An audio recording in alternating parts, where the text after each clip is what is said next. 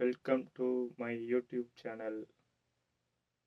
ஆண்டவராகிய இயேசு கிறிஸ்துவின் நாமத்தினாலே உங்கள் யாவரையும் அன்புடன் வரவேற்கிறோம். இன்றைய தேவ செய்தி என்னவென்றால், நாவினால் உண்டாகும் கண்ணி. அவர்கள் வாயில் உண்மை இல்லை, அவர்கள் உள்ளம் கேடுபாடு உள்ளது.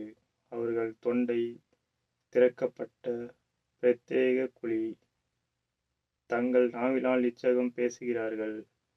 சங்கீதம் 5:9.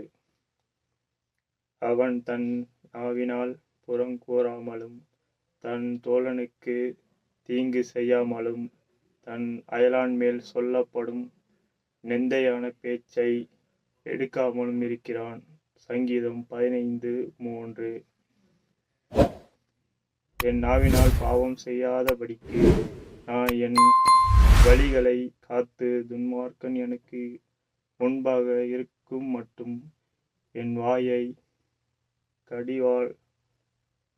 கடிவாளத்தால் அடக்கி வைப்பேன் என்றேன். சங்கீதம் 39:1.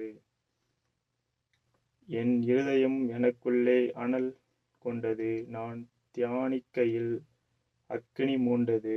அப்பொழுது என் நாவினால் விண்ணப்பம் செய்தேன். சங்கீதம் 39:3.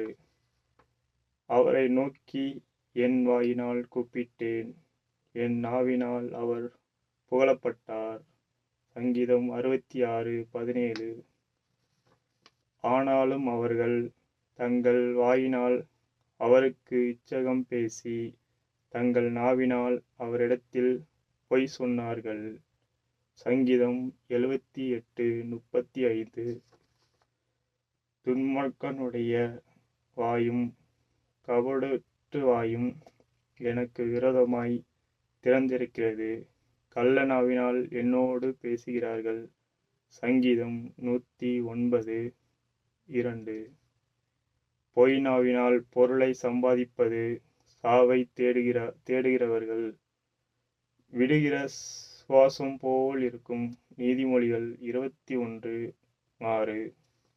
தன் நாவினால் முகஸ்துதி பேசுகிறவனை பார்க்கிலும் கடிந்து கொள்கிறவன் முடிவில் அங்கீகாரம் பெறுவான். நீதிமொழிகள் 28:23.